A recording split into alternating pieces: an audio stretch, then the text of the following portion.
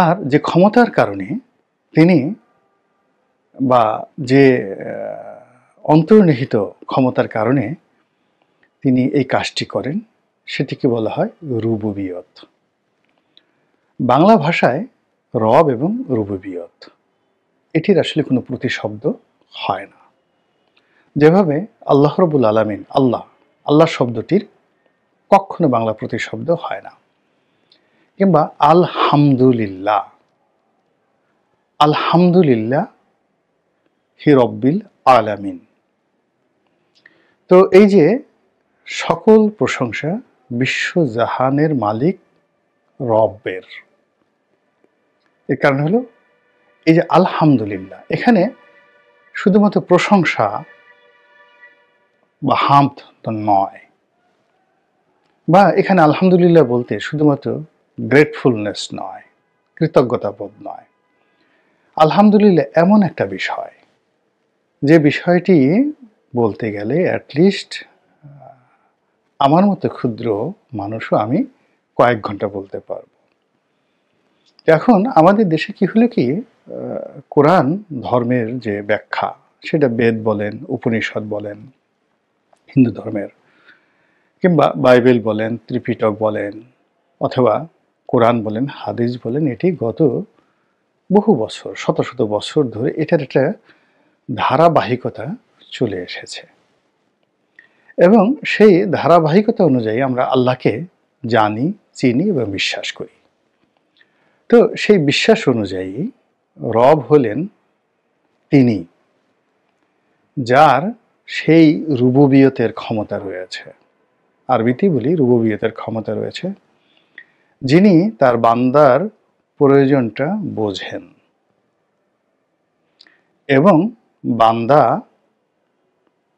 তার যে প্রয়োজন ইন্টারনালি অ্যান্ড এক্সটার্নালি, যেমন ধরুন আমাদের শরীরের মধ্যে ক্যান্সার হয়েছে, এখানে একটা অ্যান্টিবডি দরকার, এটা রব বুঝেন তার রুবুবিয়ত ক্ষমতার মাধ্যমে। তো কাজেই ওখানে একটা অ্যান্টিবডি, আলাদা সেল তৈরি করে দেওয়া, এটা চাইতেছেন না বা চাচ্ছেন না।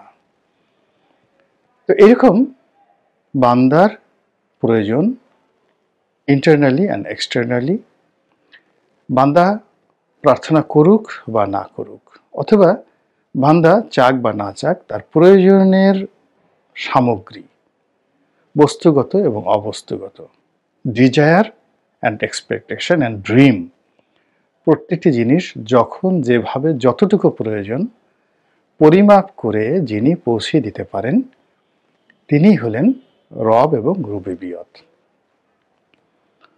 তো এই যে আমি বক্তব্যটা দিলাম, এটা আমার নয়, এটি গত 1400 বছর ধরে মোরলেস এভাবেই প্রচার হয়ে আসছে। কিন্তু ইদানিংকালে আমাদের বাংলাদেশে কিছু জ্ঞানী আসছেন, পণ্ডিত আসছেন, দার্শনিক আসছেন, যারা এই রব এবং রুবুবিয়তকে বাংলাতে রূপান্তরিত করার চেষ্টা করছেন, এবং এই যে রুবুবিয়ত যে শব্দটি, এটিকে তারা বলার চেষ্টা করছেন পালনবাদ, যিনি লালন পালন করেন। দেখুন, লালন পালন যদি আপনি করেন, তাহলে গরু ছাগল লালন পালন, মুরগি লালন পালন, আপনি যদি প্রজনন বলেন, মানুষ প্রজনন, ছাগল প্রজনন, একই অবস্থা হয়ে যায়। তো কাজেই মানুষের যে রিপ্রোডাক্টিভ হেলথ এবং ছাগলের রিপ্রোডাক্টিভ হেলথ সেম হবে না।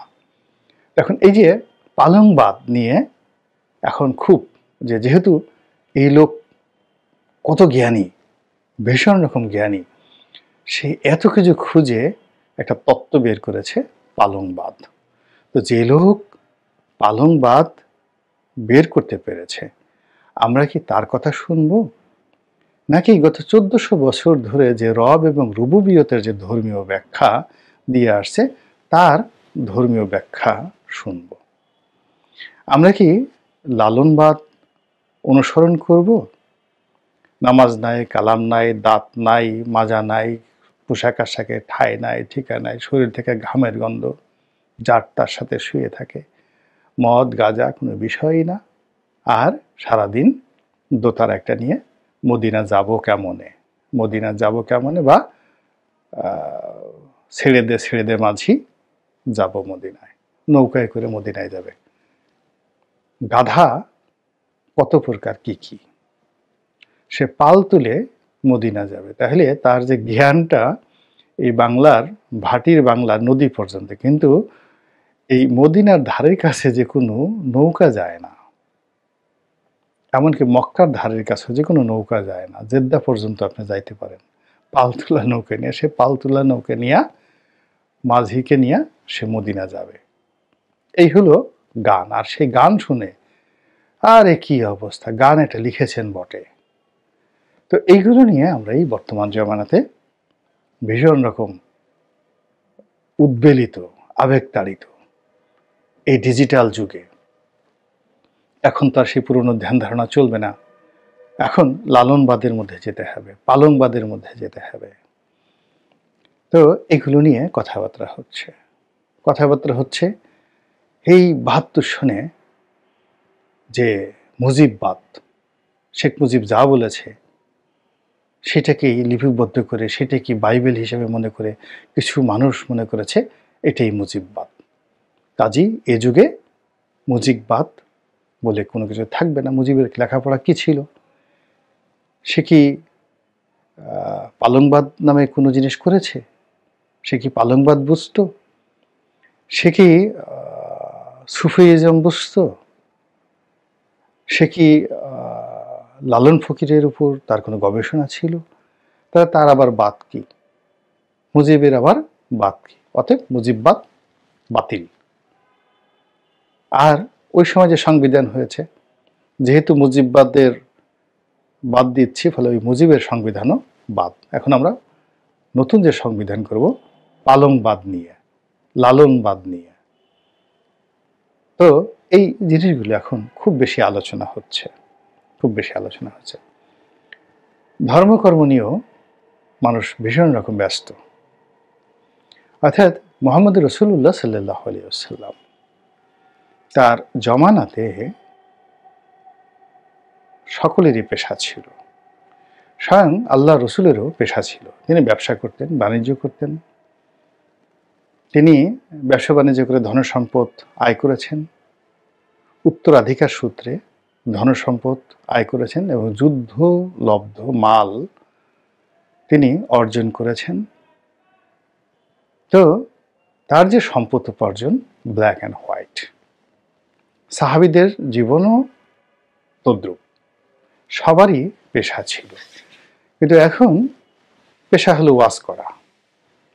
ওয়াজে কি করবে? যে নতুন দুটো জিকির করবে, 3টা ডিজে গান করবে, 4টে চুটকি বলবে, তারপরে 5টা মিথ্যা কথা বলবে, অপছন্দের রাজনৈতিক দলকে 100টা গালি দেবে। সব মিলিয়ে 1.5 থেকে 2 ঘন্টা নাচ, গান, কৌতুক, পরিপূর্ণ একটা বিনোদন। এই বিনোদনের ধর্মচর্চা, সেই ধর্মচর্চার মধ্যে সবার শেষে সে একটা স্বপ্ন আপনাকে দেখাবে যে এইভাবে সেজদা দিলে, এইভাবে বললে, এই দোয়া পড়লে পরি আসবে, এই দোয়া পড়লে আপনাকে কোনো কাজ করতে হবে না, আকাশ থেকে রিজিক আসবে, এবং এই দোয়া যদি আপনি পড়েন বা এই কর্ম যদি করেন, এই আমল যদি আপনি করেন, তাহলে এই হবে।